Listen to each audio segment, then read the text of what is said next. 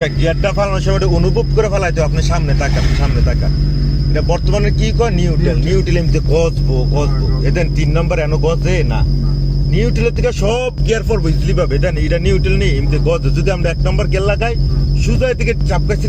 না এদিকে চাপ রেখে এর সামনে 1 যদি আবার 2 নম্বর লাগাই এদিকে চাপ রেখে সোজা বরাবর 2 খেয়াল করবেন অনুভব করে এটা তাকান যেত না যে 3 নম্বর লাগাই এদিকে চাপ রেখে এটা বর্তমানে কি করে নিউট্রাল উল্টো মাছ কেছে সোজা 3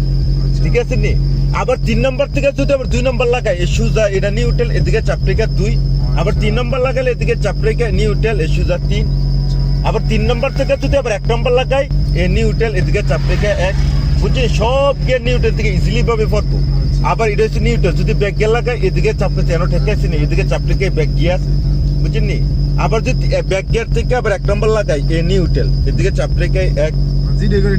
নিউট্রাল আনতে ইজিলি ভাবে থাকবো এই 2 আর নিউট্রাল 1 নম্বর লাগান এই যান বাড়ান